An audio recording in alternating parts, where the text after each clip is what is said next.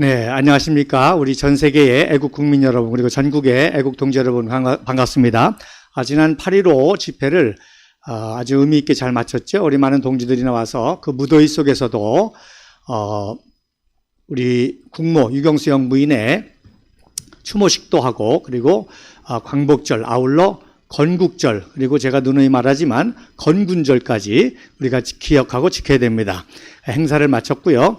또 많은 또 내빈들이 오셨는데, 우리 또 박근영 영희가 오셔가지고 또 우리 공화당을 위한 또 좋은 말씀, 정말 우리 몸에 비장이 작지만 아주 중요한 역할을 하기 때문에 비장의 카드다, 비장의 무기다, 비장의 결이다라는 말로 쓴다고 했는데, 우리 공화당이 그런 역할을 감당해서 우리 대한민국을 살리는 그런 또 위로의 말씀을 해주셨고요. 또 우리 지정 스님이 또 오셔가지고 또 우리 역사에 대한 얘기도 해 주셨습니다. 역사가 얼마나 중요한지 말씀해 주셨습니다. 또 우리 국부 이승만 박사가 또 기독교인이고 장로님이셨기 때문에 대대로 이승만 박사와 관련된 행사에서는 정동제일교회 담임 목사님이나 또 감리교 성직자들이 대표로 기도하는 순서가 있습니다. 근데 이번에도 부족하지만 제가 또 순서를 맡아서 3분 정도로 기도문을 작성해서 원래 카드로 만들어서 그 스크린에 띄웠는데 좀 늦게 띄워진 것 같아요. 나중에 공식 카페에 올리겠습니다. 참고를 해 주시길 바랍니다. 자, 지난주에 제가 방송을 했는데 어떤 우리 동지가 댓글을 달았더라고요. 황현필이라는 한국사 강의하는 분이 우리가 죽었다 깨나도, 여러분 이제 화면 보시면 우리가 죽었다 깨나도 존경할 수 없는, 이승만을 존경할 수 없는 25가지다. 실제 보니까 24가지더라고요. 11번째가 빠져가지고. 그렇게 해서 이제 강연한 동상을 소개하면서 여기에 대한 반박을 좀 해달라. 그래서 제가 바로 그 유튜브에 들어가가지고 국부 이승만 박사의 동상을 전국의 학교와 공공기관에 세워야 될 이유 250가지다라고 하는 제목으로 댓글을 달고, 또 제가 했던 영상 중에 또 관련 있는 영상을 또 링크를 했습니다. 그리고 1대1 토론을 제외했거든요. 무제한 토론. 그리고 모든 토론의 조건은 황현필 측에서 다 맡아서 하고, 내가 거는 조건은 단 하나, 실황. 현지 실황으로 하자. 그렇게 해서 했는데 아직 답이 없습니다.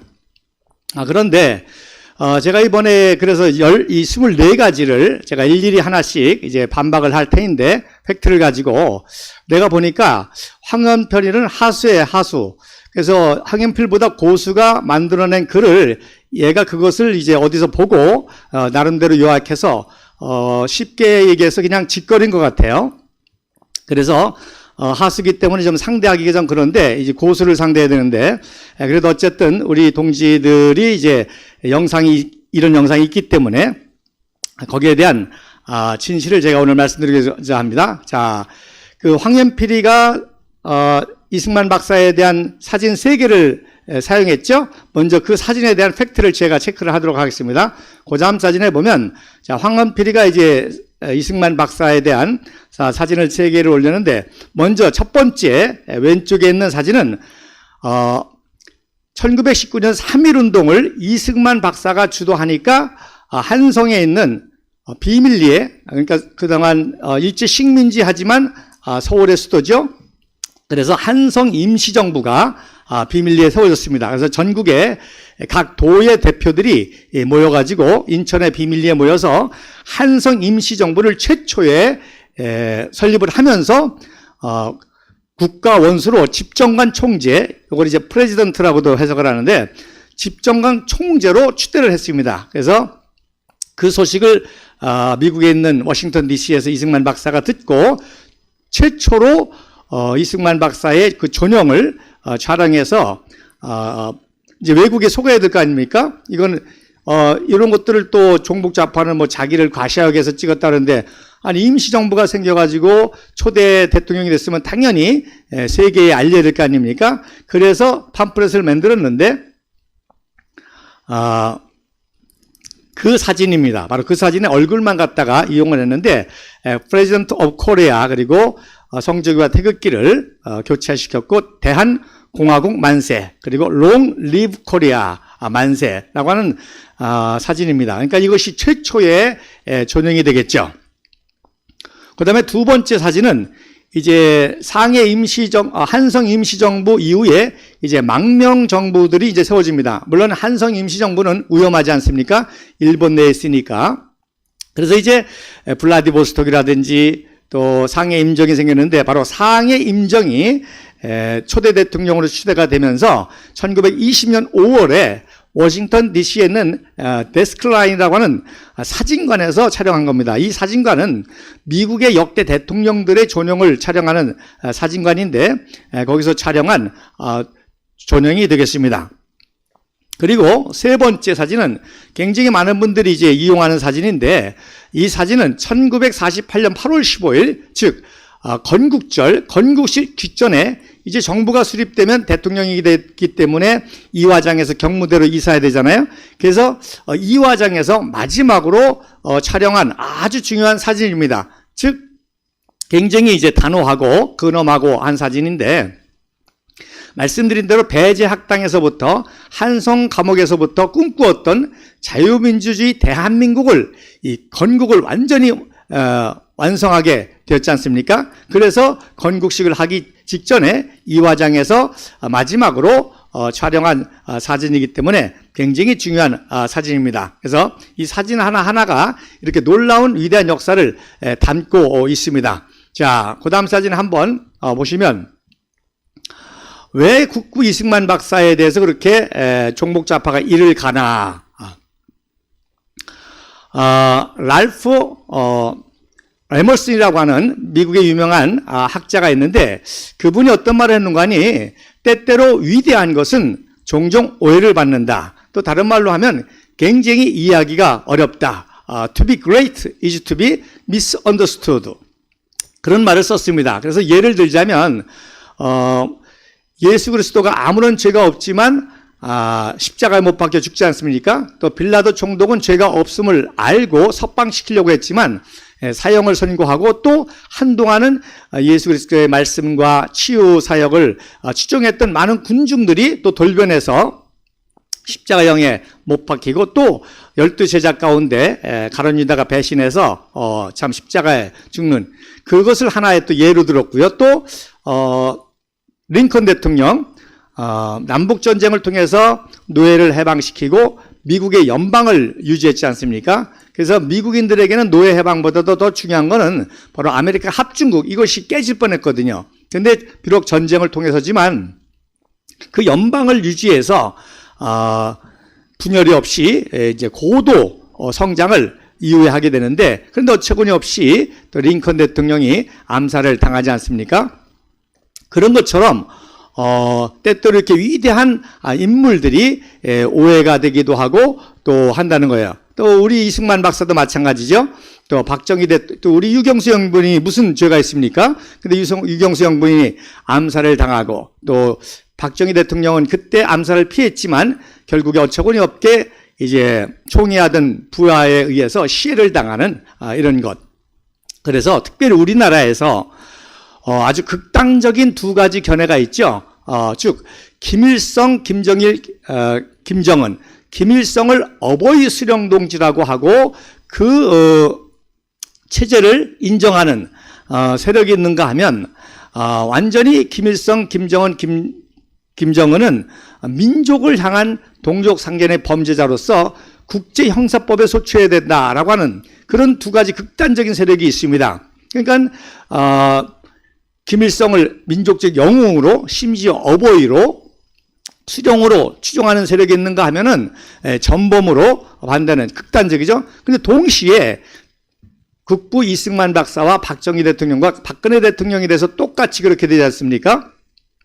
이승만 박사에 대해서도 건국의 아버지, 국부, 위대한 자유민주주의를 이 동양에 세운 분, 또 인류 역사상 30년 만에 한강의 기적을 이룬 거, 이건 인류 역사상 그 어느 나라도 없던 일입니다.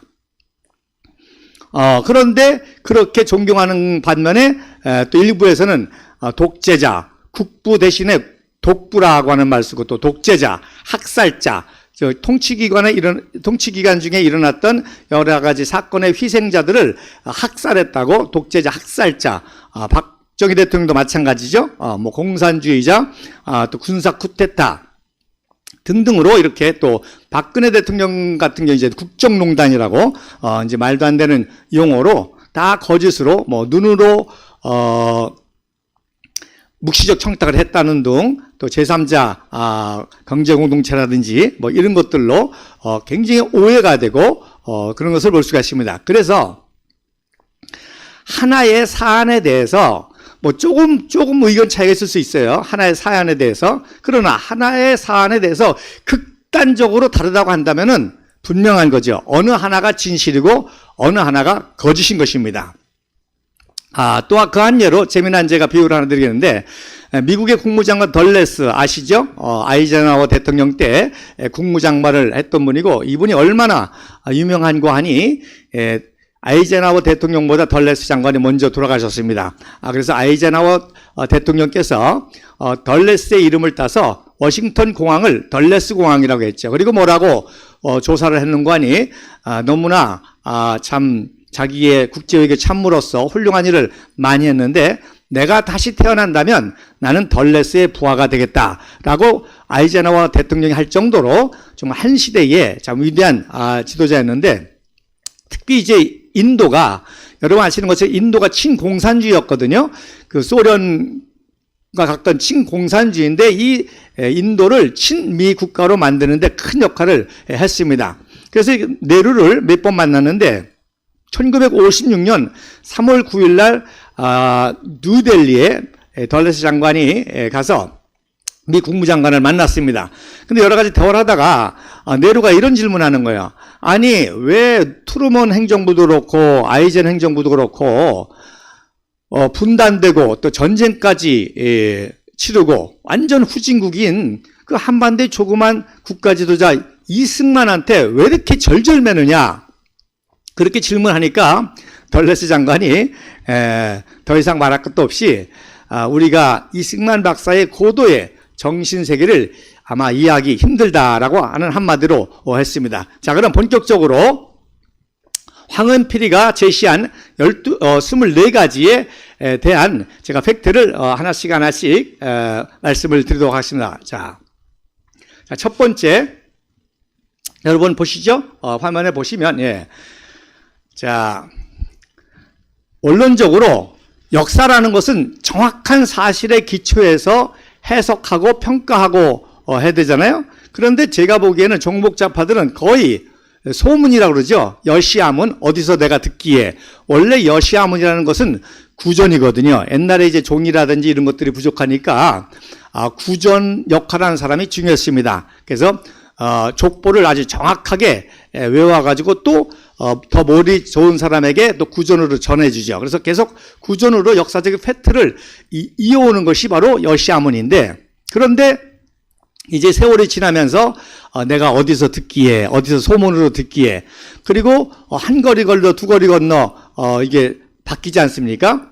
그런데 국부 이승만 박사에 대한 종북좌파 역사는 거의 다 이 소문에 기초한, 내가 어디에서 들은 얘기를 한 걸. 황현필이도 자기가 연구한 게 아니고 다음 주에 제가 제시하겠습니다만은 이 사람보다 좀 더 연구한 고수가 있어요. 그 사람의 것을 보고 나름대로 그냥 짓거린 거예요.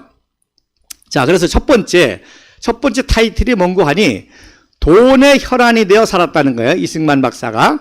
그리고 특별히 독립운동 당시에 그러기 때문에 CIA의 문서에 그렇게 기록되어 있다, 그렇게 얘기를 했습니다. 여러분, CIA는 언제 생겼는가 하니 2차 세계대전 후에 생겼습니다. 그러니까 독립운동 때하고는 전혀 관계가 없어요.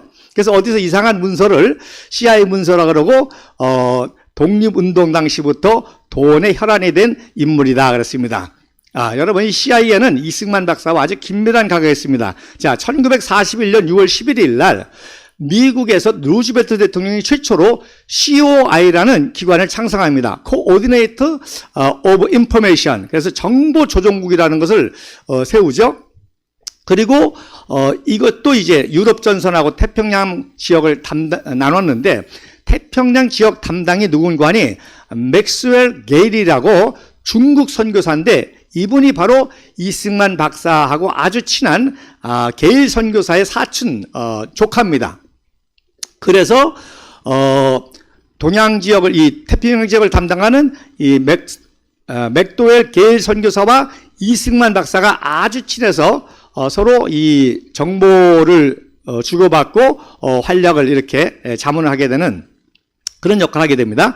그 다음에 이제 1942년 전쟁이 나니까 1941년 12월 7일 날 전쟁이 일어나죠. 진주만 기습. 여러분 아시는 것처럼 이제 재팬 인사이드 아웃에 이승만 박사가 그걸 예언했기 때문에 그 예언대로 진주만 폭격이 이루어지니까 곧바로 이승만 박사는 미 국무부, 미 국방부 그리고 COI의 상임 고문으로 활약을 하게 됩니다. 그리고서는 6월 13일 날 이 COI를 더 확장해 가지고 OSS 오피스 오브 스트래티지 서비스 전략조정국이라는 것을 만들어서 국방부, 국무부를 모두 통합하는 정보기관을 하는데 역시 이승만 박사가 상임 고문 역할을 하면서 이 OSS의 도움을 받아가지고 그 유명한 VA 방송을 하죠. 그러니까 원래는 COI 때 이 방송을 다 녹음해서 이제 OSS를 통해서 VOA,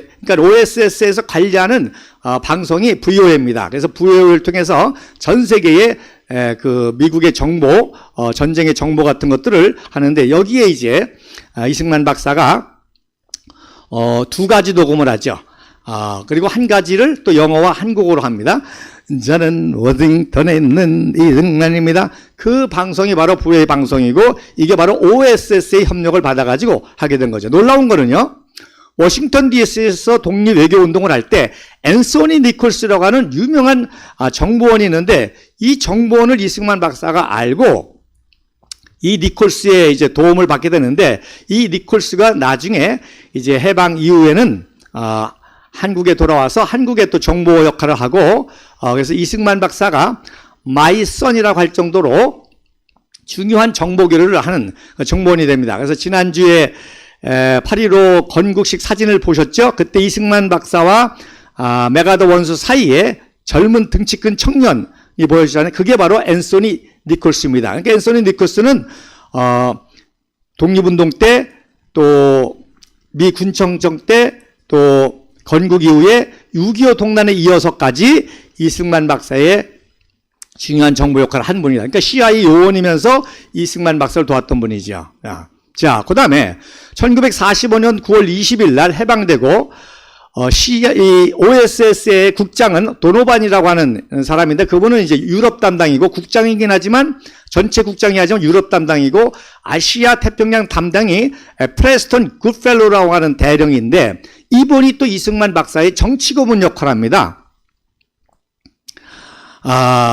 또 놀라운 거는요. 이제 1946년도 이제 이승만 박사가 건국운동을 하면서 전국을 돌아다니면서 민주주의 교육을 합니다. 그걸 이제 남선순행이라고 그래요. 이승만 박사가 이제 전국의 주요 도시, 장호원, 천안, 대구 뭐 쭉 해가지고 그래서 1차 5월달, 2차 이 남선순행인데 그때 CIA 지부장이 조지 모트라는 대령인데 이분이 바로 이승만 박사의 일거수일투족을 조사해서 미국에 보고하는 사람인데 이분이 남성순행 쫓아다니다가 이승만 박사와 우리 국민들한테 감동을 받은 거예요. 왜 감동을 받았냐? 자, 이승만 박사가 33년 만에 왔죠. 우리 국민들이 33년 만에 해방이 돼서 집회의 자유가 있어가지고 이승만 박사 연설을 듣는데 그 더운데 1시간이고 2시간이고 화장실도 안 가고 국민들이 땀을 뻘뻘 흘리면서 이승만 박사 연설을 집중해서 듣고 이승만 박사의 그 연설을 또 들으면서 보니까 이거는 뭐 조지 워싱턴보다도 더 유명해요. 그래서 조지 모트라는 분이 이승만 박사의 감동을 받고 이승만 박사의 지지자가 되고 나중에 그 유명한 올리버라는 박사가 이승만 박사의 외교 고문했던 올리버 박사가 책을 쓰죠. 대한민국 건국사를 씁니다.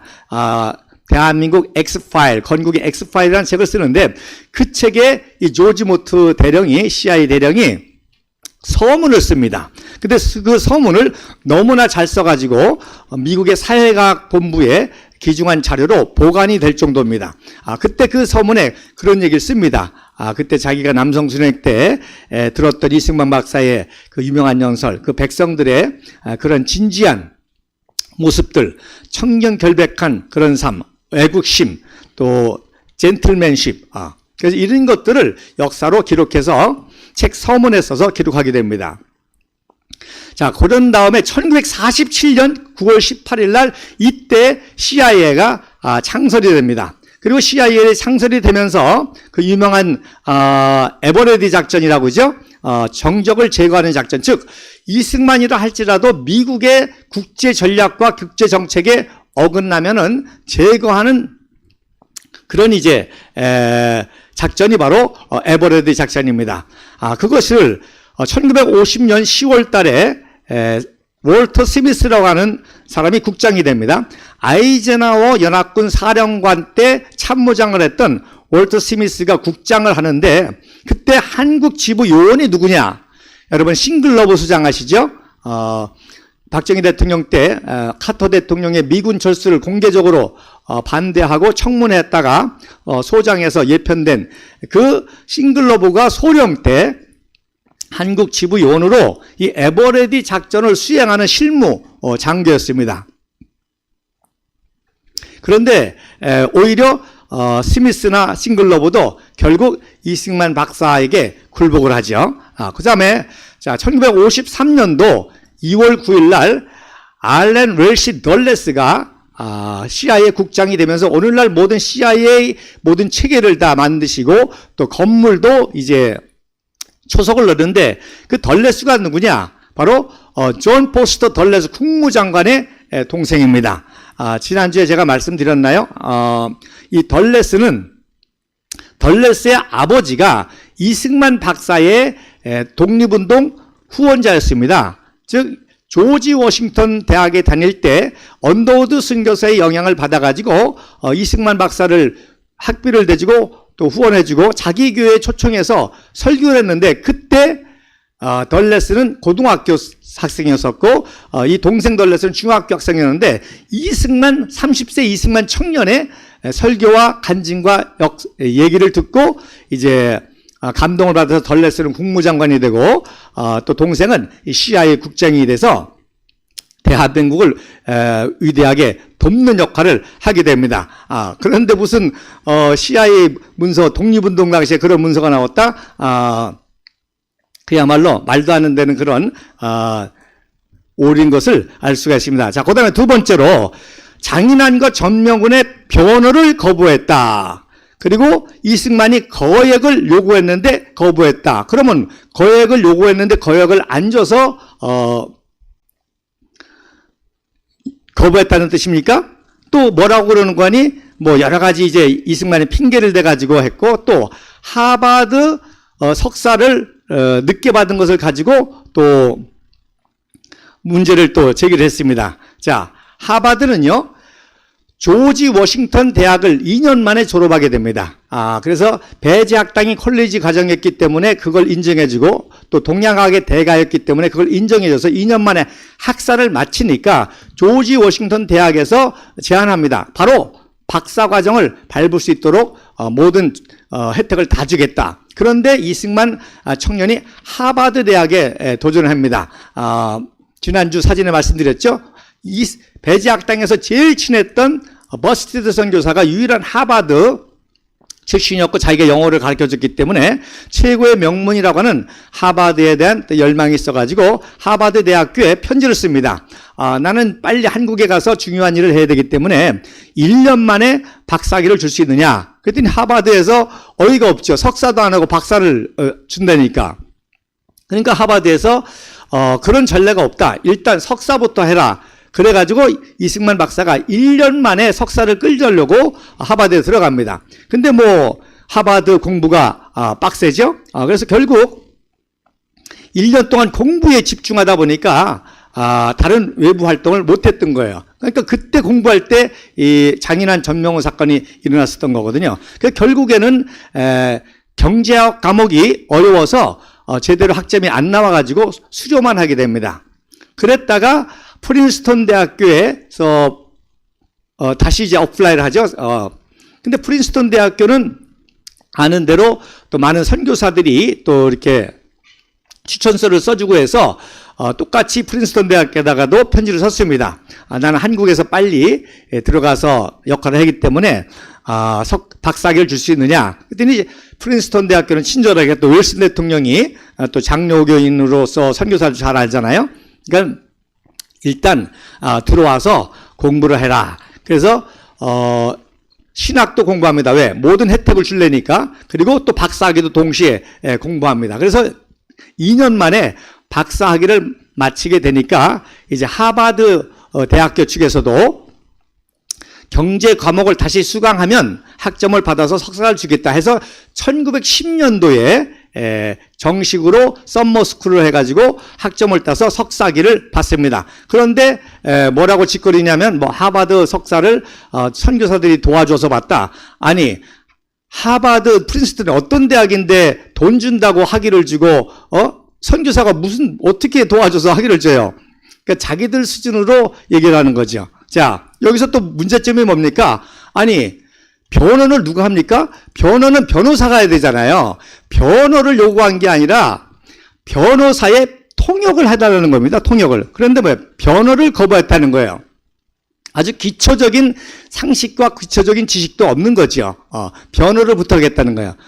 변호를 부탁할 수, 어떻게, 변호사 자격증도 없는 이승만이 변호를 합니까? 변호사의 변호를 통역해달라고 통역을 요구한 거죠.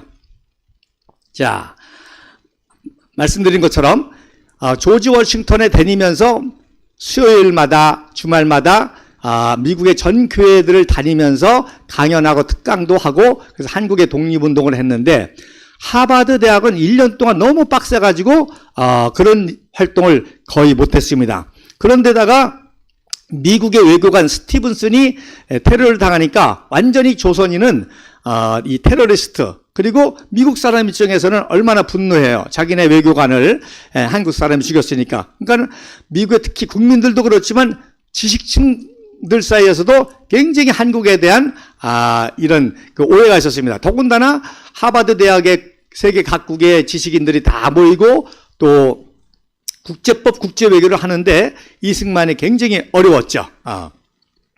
그래서 이승만 박사가 또 이승만 박사는 크리스찬이기도 하고 또 본인이 이미 만미 공동회의 때 이 폭력적인 선동을 해가지고 보부상과 싸우기도 했던 그런 경험이 있기 때문에 비폭력주의자 중에 하나였습니다.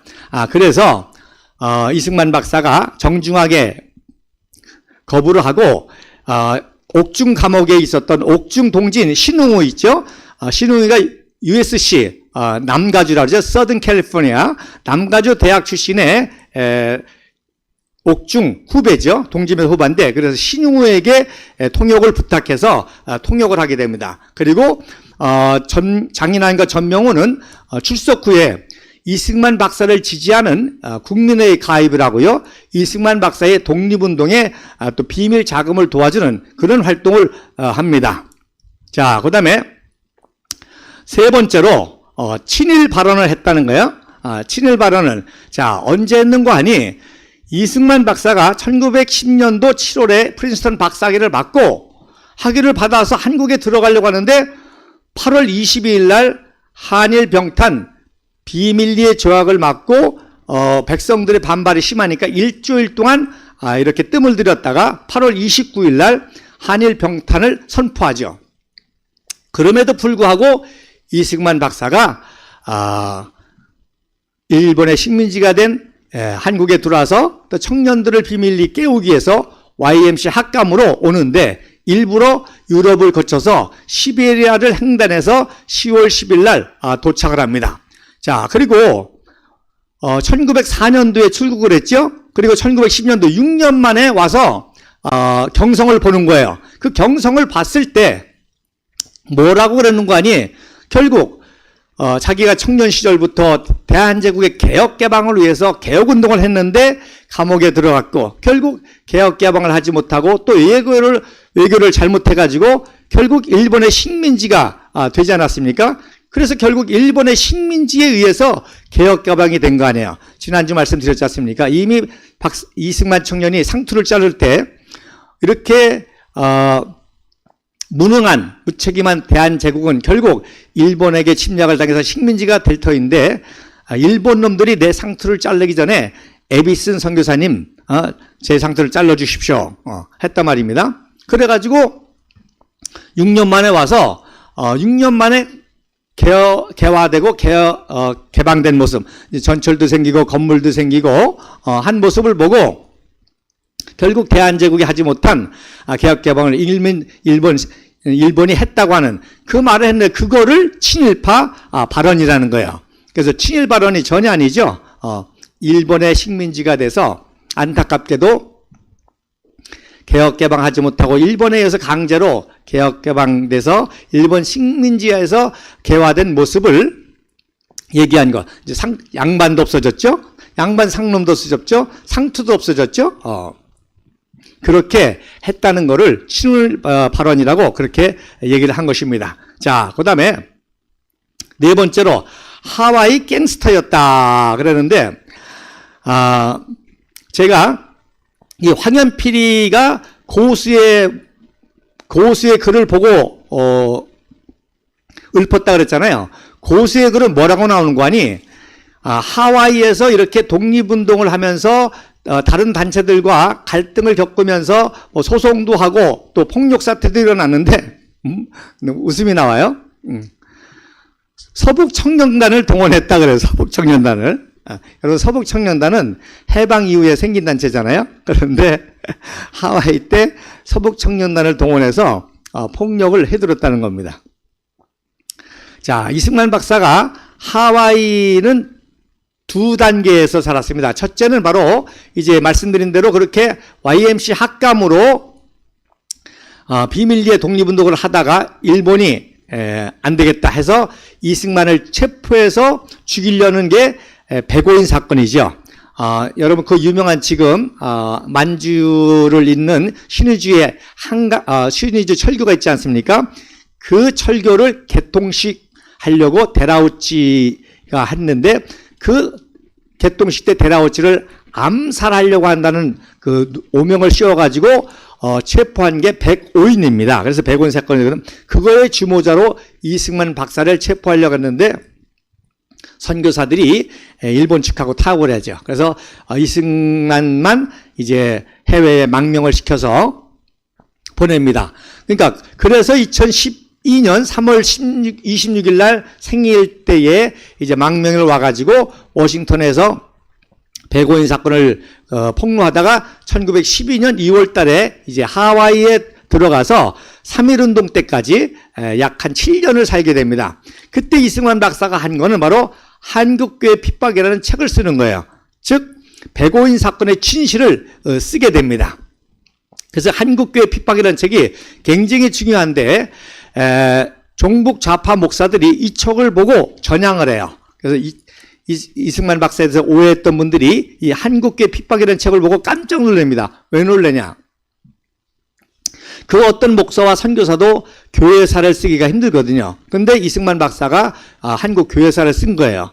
그리고 한국교회 그 핍박 내용을 썼고 또 그 내용이 완전히 성경을 제대로 해석해서 우리 민족을 깨우는 그런 내용이기 때문에 목사와 선교사들이 이 책을 읽고 굉장히 감동을 받습니다. 그래서 종북좌파로 유명한 목사인 송무순 목사가 이 책을 읽고 너무나 감동을 받고 서문을 씁니다. 이 책이 한국 책으로 다시 나올 때 서문을 쓸 때 뭐라고 쓰는 거 아니?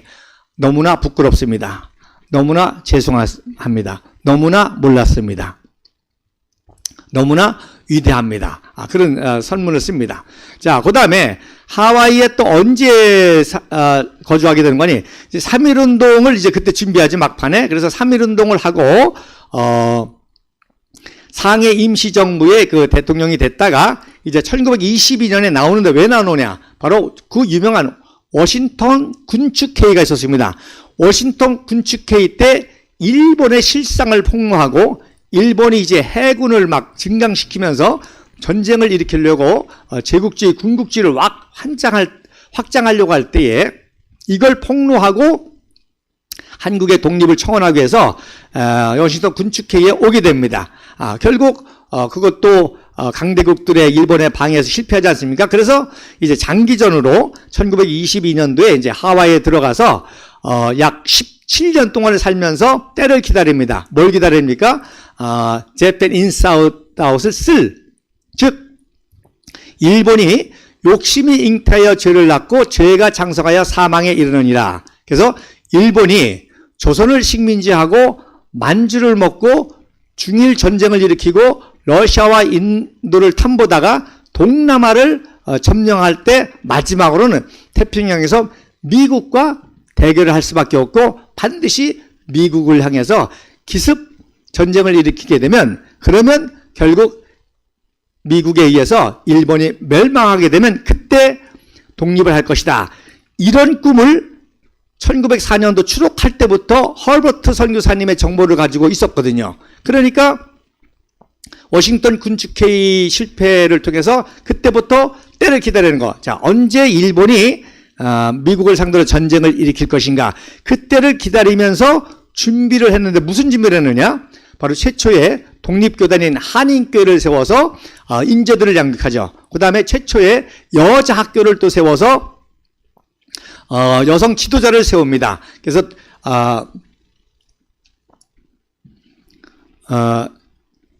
인재 양육하죠. 그래서 양유찬이라든지 또 남궁옥 선생님의 아들 남궁염이라든지 이런 이제 쟁쟁한 인물들을 이제 양육하게 됩니다. 그리고 또 최초의 태평양 출판사라고 하는 이 출판사를 설립해서 문서 선교를 하고 이 문서가 전 세계에 남미, 브라질에 있는 한인 교포들까지도 하게 되고 문서를 통해서 전 세계 한인들에게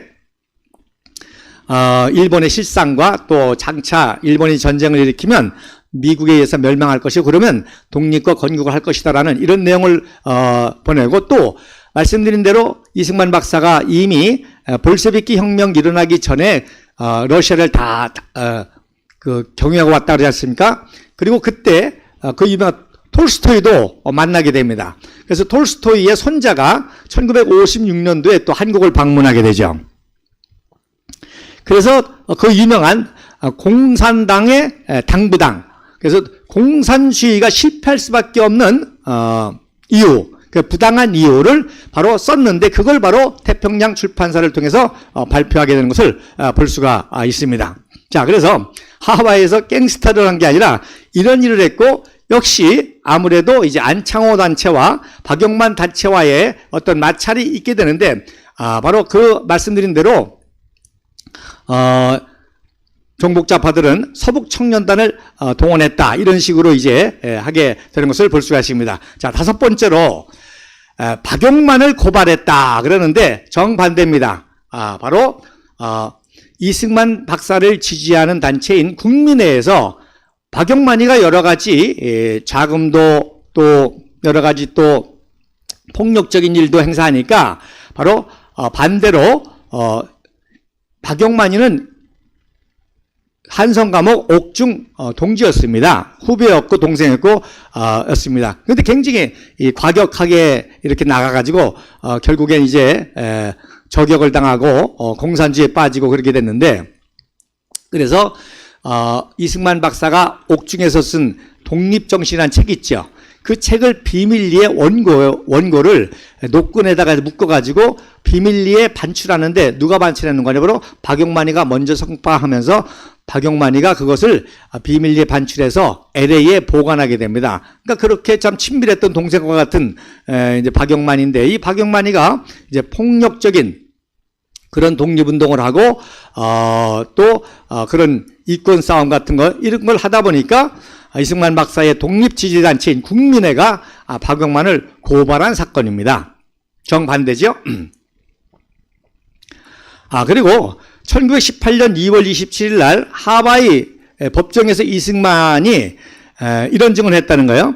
일본 군함 이즈모호가 호놀룰루에 도착하면 파괴하려고 했던 음모를 폭로했다. 그래서 이승만이 아주 나쁜 사람이라는데 여러분 두 가지 심각한 걸 생각해야 됩니다. 만약에 이게 사실이라고 한다면은 이거 큰일 날 짓이죠. 아니 일본의 군함이 미국과 평화적인 교류로 해서 하와이에 왔는데 그거를 박용만이가 조선인이 폭파시킨다? 그건 뭐예요? 전쟁 일으키는 거 아니에요?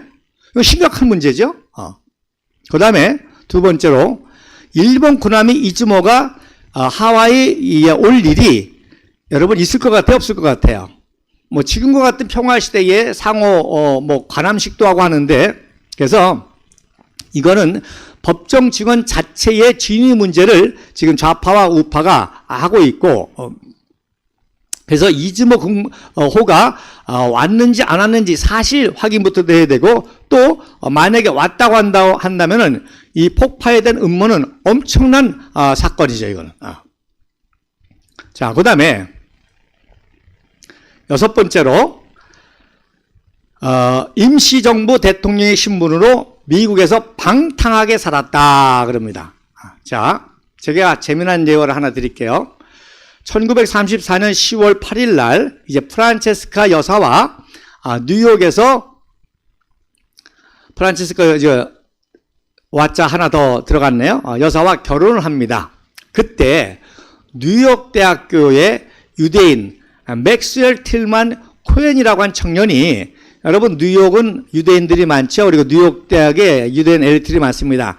또 아까 말씀드린 그 이승만 박사가 키운 남궁옥 박사, 태극기 무궁화 운동으로 유명한 남궁옥 박사 아들이 남궁염인데 그러니까 남궁염이 비밀리에 독립자금을 전달하기도 하고 했는데 이 남궁염이 이제 뉴욕 대학 출신이에요. 그러니까 친구가 된 거예요.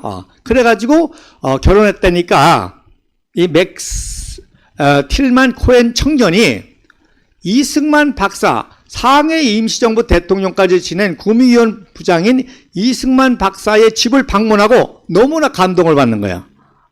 이승만 박사와 대화해보고 그분의 탁월한 이 국제적인 지혜와 역사적인 지혜, 신앙적인 지혜 여기에 감동하고 두 번째 청렴결백함에 감동하고 검소함에 감동하게 됩니다.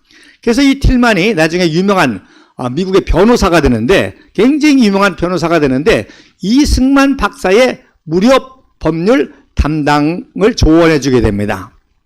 놀라운 거는 1953년도 6월 18일 무슨 일이 있었죠? 방공포로 석방. 방공포로 석방에 대한 국제법 조언을 누가 해줬냐? 맥스웰 코엔이 해줬다는 사실입니다.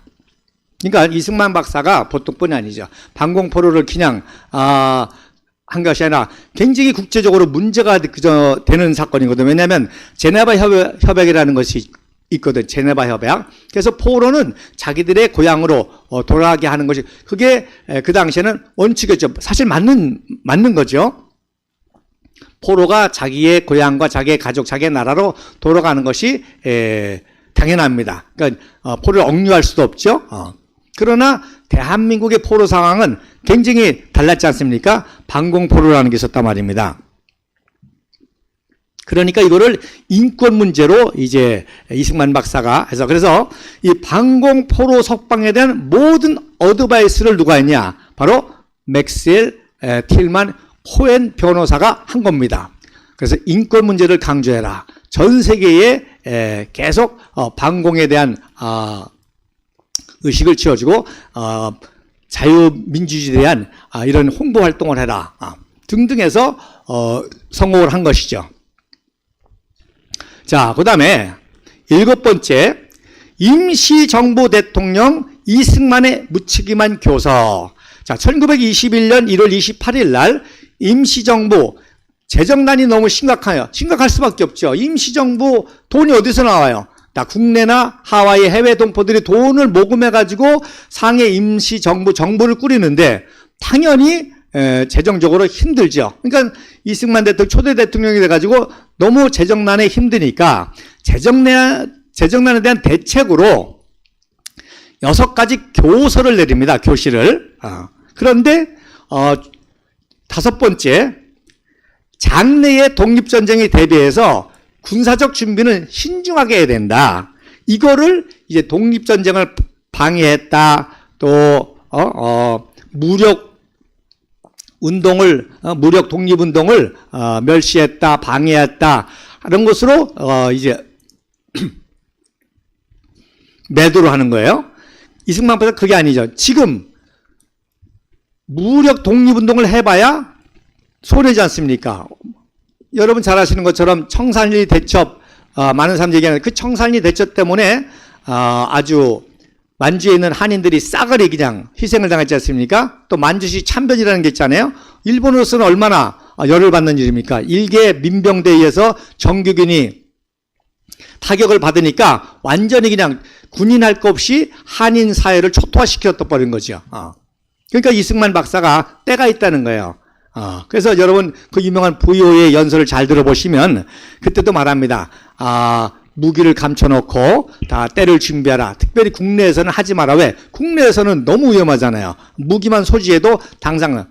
그래서 이제 철도를 파괴하다든지 이런 비밀 작전만 하고 하물며 이 당시는 더 어렸을 때 이런 희생을 줄이기 위해서 다섯 번째 요것만 가지고 독립전쟁을 방해했다, 군사독립운동을 방해했다는 거예요.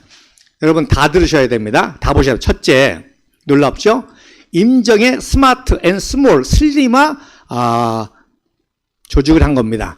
임정이 무분별하게 커가지고 돈만 잡아먹지 말고 스마트하게, 스몰하게, 슬림화, 놀랍죠? 이미 이승만 박사는 이 국가 경영 통치에 대한 거를 이미 청년 시절부터 다 했기 때문에 그래서 해야 된다. 임시정부를 스마트하고 지금 여러분 이렇게 경제대국이 된 지금 우리 경제대국 저는 경제대국 사회라고 늘 강조합니다. 우리나라가 왜 그런 거 아니? 자, 국민 총생산이라는 게 그 인구가 생산해내는 총량이거든요. 그러니까 예를 들어서 미국이 10조를 생산하는데 약 3억이 인구가 만든단 말입니다. 그런데 일본은 약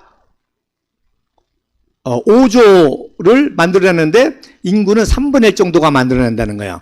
자, 그 다음에 중국 같은 경우는 약 5억을 만들어내지만 인구가 15억이잖아요. 그러니까 인구가 5배란 말입니다. 그러니까 실질적으로는 뭐예요? 1조 정도밖에 안 되는 거예요. 10배 차이가 나는 거죠. 그러니까 매출 크기로만 따져서는 안 된다는 거예요. 매출. 인구 비례로 따져야 돼요. 그렇게 보면은 미국이 1위고 일본이 동서통일을 한 독일이 2위고 그 다음에 일본이 3위고 그리고 한국이 4위입니다. 그런데도 종북좌파 정권에서 방만한 이 공무원 늘리고 해가지고 심각한 지금 재정 문제가 오고 재정 파탄의 위기가 오고 있지 않습니까?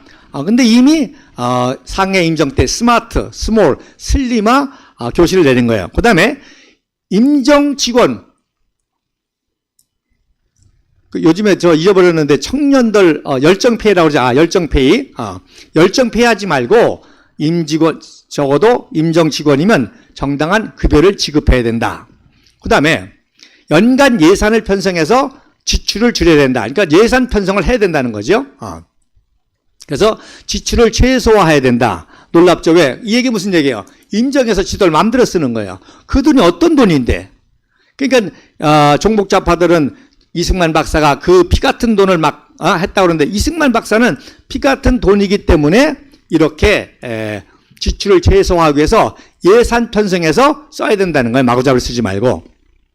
그 다음에 이승만 박사 나만 모금하지 말고 너희들도 모금 운동을 해라. 기본 모금 운동을 공동 노력하자는 거예요. 이게 무슨 뜻입니까? 상해 임정의 모든 돈은 사실 이승만 박사가 다 되는 거예요. 국내에서도 이승만 박사를 보고 돈을 내줬지. 거기에 안창호 보고 대주고 김구 보고 대준 게 아니란 말이에요. 이동희 보고 대준 게 아니란 말이에요. 하와이도 마찬가지죠. 그러니까 공동 노력을 해야 된다. 그리고 여섯 번째로 이제 비밀 영락망을 구축해야 된다. 그래서 그전에도 말씀드렸지만 모 대학의 여 교수가 논문 하나 썼습니다. 일제 식민지 시대에 비밀 암호 연구라는 책을 썼습니다. 그래서 이 책이 중요해서 KBS에서 이 책을 다큐멘터리로 방송을 했는데 이 교수가 깜짝 놀란 거예요. 왜 놀랐느냐? 거기에 가장 중요한 내용을 빼뜨리고 자기 마음대로 방송한 거예요. 뭘 빼뜨렸냐? 그 상해 임정 독립운동 당시에 제일로 중요한 게 이승만 박사의 암호였거든요. 이승만 박사의 암호 체계가 제일 중요했고, 이승만 박사가 암호를 만들고, 그 이승만 박사의 암호 만든 게 그 책의 핵심인데 그걸 쏙 빼놓고 했단 말입니다. 이 사람이 충격을 받아가지고, 그럼 만약에 그걸 컴프레하면 어떻게 돼요? 종북좌파 언론은 다 잡고 있고 학계 다 잡고 있으니까 뭐예요? 잘리잖아요. 그러니까 그 책을 우리 동지가 어떻게 알고 그 책을 저한테 가져와가지고 목사님이 좀 이 진실을 얘기해달라고 그런 일이 있었습니다. 여기 정확하게 맞죠? 비밀 연락만 구축만 한 게 아니라 이승만 박사가 암호 체계까지 만들어가지고 활동을 했던 거죠. 그 암호 체계를 가지고 3.1운동 때부터 이렇게 한 거예요. 자, 그 다음에 8번째로 위임 통치 청원서를 제출했다. 그래서 이승만 박사가 위임 통치, 즉 국제연맹으로 하여금 우리를 식민지로 신탁 통치해달라. 그 의도는 뭐예요? 국제 전략적으로 우선 일본의 지배로부터 벗어나기 위해서, 일본의 지배로부터 벗어나서 국제연맹에서 신탁 통치하면 나중에 자연스럽게 우리나라가 독립할 수 있다는 그런 국제 전략적 안목에서 이걸 했는데, 이걸 가지고 그런 전략을 모르는 단재 신초라든지 이 정적을 가진 사람들이 바로 이완용은 있는 나라를 팔아먹었는데 이승만은 없는 나라도 팔아먹었다고 매도하는 거죠. 이건 뭐예요? 한마디 무식하다는 얘기죠. 국제 전략을, 아니 대한제국이 왜 멸망했습니까? 명성황후가 왜 살해당했습니까? 말씀드렸잖아요. 국제 외교가 무지하니까 그랬고, 명성황후가 국제 외교를 통해서 대한민국을 살려보려고 하니까 일본이 죽일 수밖에 없었다는 것을 말씀드렸지 않습니까? 그래서 재미난 거는 이 민족주의 계열에서, 특별히 단재 신채호 민족주의 계열에서 반대했고, 또 역시 정적인 공산주의 계열, 이동희의 정산주의 계열에서 반대하면서 이걸 빌미로 이승만 박사를 이제 탄핵하게 됩니다. 근데 이미 이승만 박사는 그때 이제 탄핵 같은 건 신경 안 써서, 왜? 임시정부가 소위 세상 말로 개판이거든요. 돈만 먹고 하는 일 없이. 그러니까 워싱턴 군축회의 때 이제 왔다가 나와 있는 사이에 이제 탄핵을 당한 거 아닙니까? 자, 재미난 거는 이 단재 신채호가 이 위임 청원서 가지고 비판할 때 앞장섰던 청년이 누구냐? 신성모라고 하는 청년입니다. 신성모. 그런데 이 신성모가 나중에 이제 영국에 유학을 하게 되죠. 광복 후에 이승만 박사가 제일 먼저 신성모를 찾습니다.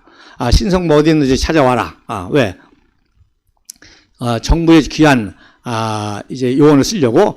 여러분, 신성모가 마도로스라고 또 많은 종북좌파들이 세상말로 씹는데 굉장히 어리석은 거죠. 신성모는 여러분 그 엑스트라 마도로스라고 하는 이 뱃사공도 라이센스가 있습니다. 근데 최고의 엑스트라 이 라이센스는 시험 자체도 못 칩니다, 외국 사람들이. 그런데 신성모가 이것까지 시험에 쳐서 합격을 해가지고 세계의 최고의 항해사지요. 그래서 미국의 해군 사관학교를 나온 미군 대령이 나중에 이제 이 신성모가 이제 해양대학을 만들 때, 이승만 박사의 도움으로 1956년도에 이제 해양대학을 만들 때 그거를 지원해 주러 오는 미군 그 해군 대령이 이렇게 같이 활동하다가 신성모한테 저 슬쩍 떠본 거예요. 당신은 무슨 라이센스를 가지고 있느냐? 그랬더니 신성모가 엑스트라 라이센스를 가지고 있다니까 이 대령이 깜짝 놀라가지고 경례를 붙였다는 거 아닙니까? 그리고 나중에 이승만 박사가 돌아가실 때 신성모도 충격을 받고 돌아가십니다. 그때 이 미 해군 대령이 신성모 박사의 묘비를 세웁니다. 너무 존경해서. 그 다음에 신성모를 국방부 장관을 세웁니다. 초대 이제 이범석에서 국방부 장관 세우니까 또 막 사람들이 이제 마도로스를 국방부 장관을 세웠다고 막 씹는데, 여러분 신성모는 그러기 때문에 영국식 영어를 구사하는 최고의 영어 전문가고, 당연히 우리가 미국과 해외 지원을 받아야 되기 때문에 영어를 잘하는 게 필요했고 또 하나 중요한 게 있어요. 바로 해양법의 대가라는 겁니다. 해양법에. 그래서 신성국 국방부 장관이 이제 뒤에도 나오겠지만 국민방위군 사건으로 이제 책임을 지고 잘리면서 이승만 박사가 주일공사로 부임을 시킵니다. 그랬더니 또 쉽죠. 마도로스를 일본 주일공사에 시켜가지고 또 지들끼리 짝짝고 해먹는 거나 참 어리석은 짓입니다. 자, 이승만 박사의 그 유명한 평화선. 평화선이 뭐예요? 해양법에 관련된 거잖아요. 그러니까 그거를 위해서 해양법의 최고 전문가인 신성모를 주일공사에 임명한 거죠. 그러니까 이승만, 신성모 등등 하여튼 이승만 박사를 비판한다는 얘기 한마디로 무식하다는 뜻입니다. 무식하다. 국제법에 무식하고 국제외교에 무식하고 역사에 무식하고 하나는 알고 열을 모르고 하는 무식하다는 뜻이 되겠습니다. 자, 그 다음에 9번째, 임시정부 대통령직을 탄핵당했다. 이거 말씀드렸죠? 아까 말한 위인통치. 그리고 이승만 박사가 이제 상해 임시정부가 제대로 기능을 못하겠다. 그리고 너무 자금을 도와주는 너무 힘들잖아요. 그래서 자금을 또 줄이게 됩니다. 그렇게 됐더니 이제 탄핵을 당하는데 바로 이동희가 크레물린의 국제공사나 자금을 유입해 오고 하니까 이승만 박사도 이거 안 되겠다 해서 이제 결별을 한 거죠. 그리고 단재 신체 민족주의 계열이 야합해서 이승만 박사를 축출하는 반역 사태가 일어나게 되는데 마치 종북좌파와 내각제 세력이 박근혜 대통령을 국정농단이라는 걸로 엮어서 하는 거나 똑같은 거죠. 자, 그 다음에 10번째, 임시정부 의원금을 착복했다. 반대죠? 그렇기 때문에 이승만 박사가 이제 임시정부와의 관계, 모든 단체들과의 관계를 끊게 됩니다. 왜? 돈을 무분별하게 쓰니까. 그래서 이승만 박사가 이제 상해 임정에 대한 자금도 제공도 중단하게 되고요. 더 놀라운 거는 여러분, 광복군을 김구가 만든 게 아닙니다. 광복군은 이승만 박사가 만든 거예요. 여러분 생각해 보세요. 아니, 중국 내외에 어떻게 외국인이 광복군을 만듭니까? 중국의 총통 장개석 총통이 허락해 주어서만 만들 수 있습니다. 장개석 총통을 움직일 수 있는 게 누구예요? 이승만 대통령이, 이승만 박사죠. 특히 송미령 여사, 쑥메이링이라는 여사는 아주 이승만 박사 감리교를 칠합니다. 그래서 장개석 총통과 이승만 대통령이 통해 가지고, 그러니까 김구가 장개석 총통을 어떻게 만나요? 바로 이승만 박사가 만나라고 하니까 만나게 되는 거죠. 그리고 중국과 미국이 협력을 하는데 바로 OSS 말씀드린 대로 이 전략조정국에서 이 광복군이나 이런 걸 다 관리하는 겁니다. 광복군을 누가 관리해요? 바로 OSS가 관리합니다. 그래서 OSS 훈련도 시켜주고 또 OSS 정보도 하고 다 관리를 하는 거예요.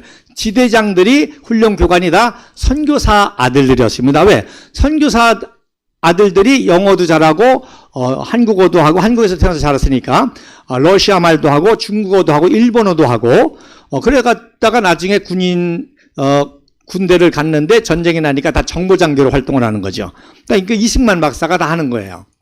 그래서 그 광복군 조직의 그 조직 자금을 누가 했냐? 바로 제중원 세브란스 원장이었던 에이비슨이 은퇴하고 미국에 와서 플랜드 오브 코리아, 친한해 한국 친구회라는 조직을 미국 전역에 조성해가지고 이거를 모금해가지고 이승만 박사를 통해서 광복군 지원금을 이렇게 하게 되는 것입니다.